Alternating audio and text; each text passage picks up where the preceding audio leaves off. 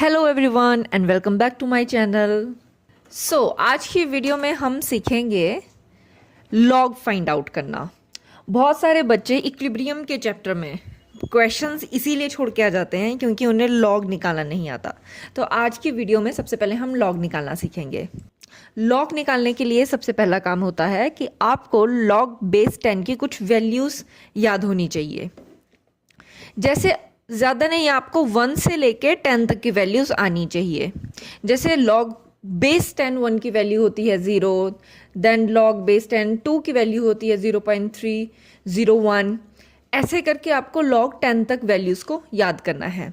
ये 0 से स्टार्ट होता है एंड 10 तक आते हुए वैल्यू 1 हो जाती है, राइट। अगर आप इतना सा भी वैल्यूज़ को लर्न कर लेंगे, इतनी भी वैल्यू को अगर आप लर्न कर लेंगे तो आपके मैक्सिमम क्वेश्चन 98% क्वेश्चन आप यहीं से सॉल्व कर लेंगे, राइट। अब जैसे यहाँ पे ना कुछ वैल्यूज़ के शॉर्टकट्स हैं, आप चाहें तो उसको वैसे याद कर सकते हैं। जैसे हमारे पास log 4 है। log 4 का मतलब क्या है? 2 की पावर 2। जब भी हमारे बेस के ऊपर कोई पावर लगती है तो वो आपस में मल्टीप्लाई हो जाता है। इसका मतलब यहाँ पे जो log बेस 10 2 की वैल्यू है, आपको उसको 2 के साथ मल्टीप्लाई करना है। जब आप 2 के साथ मल्टीप्लाई करोगे तो आपके पास एग्जैक्ट यही वैल्यू आ रही है। तो आपको इसकी वैल्यू लर्न करने की ज़रूरत नहीं है, या आप log 2 की अगर आपको वैल्यू आती है तो आप यहाँ से निकाल सकते हैं। सिमिलरली log बेस 10 6 की जो वैल्यू है, इसे भी आपको लर्न करने की ज़रूरत नहीं है। 6 कैसे आपके पास आएगा? अगर आप 2 को 3 से मल्टीप्लाई कर दें। जब भी log की दो वैल्यूज़ आपस में मल्टीप्लाई होती हैं तो याद रखना उसका फॉर्मूला होता क्या है?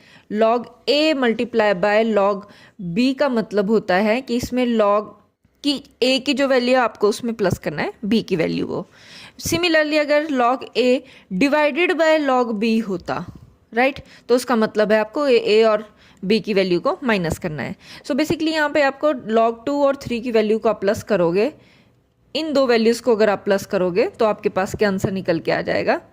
log 6 का आंसर निकल के आ जाएगा, राइट। सिमिलरली अगर आप 2 की पावर को 3 टाइम कर देंगे, राइट, 2 का क्यूब अगर आपके पास हो जाएगा, ये दोनों आपस में मल्टीप्लाई हो जाएगा तो आपके पास log 8 की वैल्यू निकल के आ जाएगी। सिमिलरली अगर आपने 3 का ट्वाइस कर दिया, राइट, देन आपको log 3 की वैल्यू को 2 से मल्टीप्लाई करना है। दिस वन जब आप 2 से मल्टीप्लाई करेंगे तो आपके पास log 9 की वैल्यू निकल के आ जाएगी। तो कुछ वैल्यूज़ हैं जो आपको लर्न करने पड़ेंगी, कुछ वैल्यूज़ हैं जो आप ड्राइव कर सकते हैं जो ऑलरेडी लर्न वैल्यू है उनसे। बट एक बार आपने ये लर्न कर लिया तो आप इजीली लॉग की वैल्यूज़ को फाइंड आउट कर सकते हैं। इसे समझने के लिए कुछ क्वेश्चन सॉल्व करते हैं कि आप अप्लाई कैसे करेंगे, right. Let's solve some question ताकि हमें समझ आए कि लॉग को कैसे सॉल्व करना है। तो हम कोई भी रैंडम नंबर लेते हैं, जैसे log ऑफ 2537। मान लो आपको ऐसा कुछ आ जाए। तो देखो, ऐसे क्वेश्चन को सॉल्व करने के लिए सबसे पहला स्टेप होता है आप इसको साइंटिफिक फॉर्म में चेंज करें, ठीक है। इसकी साइंटिफिक नोटेशन आपको लिखनी है बेसिकली। अच्छा, साइंटिफिक नोटेशन लिखी कैसे जाती है? आपने कैसे लिखना है? 2.537। अब जितने भी डेसिमल प्लेस है 1 2 3 इंटू 10⁻³ लाइक दिस। इसे आप कहते हैं scientific notation.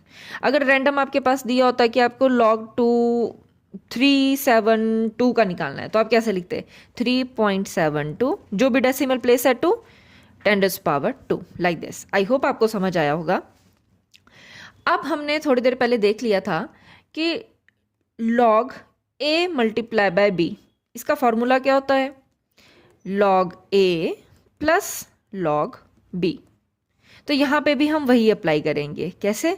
log 2.537 plus log 10⁻³। अब देखो, सबसे पहले ना मैं इसको सॉल्व करके आपको बताती हूँ, ये इजी है क्योंकि सॉल्व करना। देखो, जब भी हमें ऐसे दिया होगा log a की पावर b, तो इसका मतलब क्या होता है कि जो भी आपकी पावर में है वो log के आगे वैल्यू चली जाएगी, राइट। तो ये बन जाएगा b log a like this. तो वही हम यहाँ पे अप्लाई करेंगे। यहाँ पे 3 की जो भी वैल्यू होगी वो इसके आगे आ जाएगी, तो यहाँ पे बन जाएगा 3 log 10। अच्छा, log 10 की वैल्यू यहाँ टेबल में लिखी है। log 10 की वैल्यू हमें पता है 1 होती है, तो 3 मल्टीप्लाई बाय 1 क्या बन जाएगा यहाँ पे? 3। इसका मतलब है ये पार्ट हमारा सॉल्व करके आंसर ये आ गया 3। अब हम ये वाला पार्ट सॉल्व करते हैं। इस पार्ट को मैं आपको नीचे सॉल्व करके बताती हूँ। देखो हमने अब सॉल्व करना है log 2.537 लाइक दिस, ठीक है। अब देखो जो log 2.5 है, आपने सिर्फ पहले के दो ही देखने हैं डिजिट, ठीक है। 2.5 किस किस के बीच में आएगा? 2 और 3 के बीच में आएगा। यहाँ पे हमारा 2 है और यहाँ पे हमारा 3 है। इसका मतलब इसके बीच में हमारा क्या आएगा? log 2.5 की वैल्यू आएगी, ठीक है। हमने याद रखना है log 2 की वैल्यू हमें कितनी दी है? 0.301। अच्छा, log 3 की वैल्यू कितनी दी है हमें? 0.477। इन दो वैल्यूज़ के साथ ही अब हमारा काम आने वाला है। अब सबसे पहला स्टेप है, जो आपका फर्स्ट डिजिट है आप उसका आंसर लिखिए। तो log 2 की वैल्यू कितनी होती है?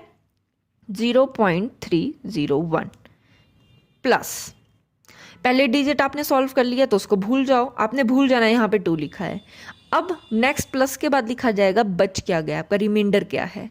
तो 2 आपने सॉल्व कर लिया, उसके आगे उसकी जगह पे आ जाएगा 0 पॉइंट, आगे जो बच गया वो एज इट इज़ आपने लिख देना है 537 मल्टीप्लाई बाय, ओके यहाँ पे आपने मल्टीप्लाई करना है इन दोनों के डिफरेंस से, 2 और 3 के डिफरेंस से। अब 3 की वैल्यू बड़ी है तो वो आगे लिखी जाएगी 0.477 माइनस 2 की वैल्यू कितनी है? 0.301। आप इसको एक बार सॉल्व कर लेंगे, आपके पास यहाँ पे log 2.537 का आंसर निकल के आ जाएगा। तो सॉल्व करते हैं। तो सबसे पहले हमने क्या करना है, जो भी आपके कॉमा है सबसे पहले वो सॉल्व होते हैं। तो आपको 0.477 में से माइनस करना है 0.301 को, राइट। तो आपके पास आंसर आ जाएगा 0.176 मल्टीप्लाई आपको इसको करना है 0.537 से। जब आप इसको मल्टीप्लाई कर लोगे तो आपके पास आंसर आ जाएगा 0.0945। अच्छा, यहाँ पे प्लस क्या करना है फिर? 0.301। जब आपने इन दोनों को प्लस कर दिया तो आपके पास आंसर निकल के आ जाएगा 0.3955, राइट। अब बस आपने यहाँ पे इसको सॉल्व कर दिया तो इसकी वैल्यू यहाँ पे आपको लिख लेना है, दैट इज 0.395। जब आप इसे प्लस करोगे तो आपका आंसर आ जाएगा 3.395। This will going to be your value of log 2537। जो आपको इनिशियली मैंने क्वेश्चन दिया था उसका आंसर आ जाएगा। आप चाहे तो इस क्वेश्चन को चेक भी कर सकते हैं, आप चाहे तो इसको राउंड ऑफ भी कर सकते हैं। राउंड ऑफ करके आपका आंसर आ जाएगा 3.4, राइट। ये कंप्लीटली आप पे, आप कैसे इसे करना चाहते हैं। आप राउंड ऑफ भी कर सकते हैं और बिल्कुल आपको एग्जैक्ट डिजिट में रखना है तो आप वैसे भी इसको रख सकते हैं।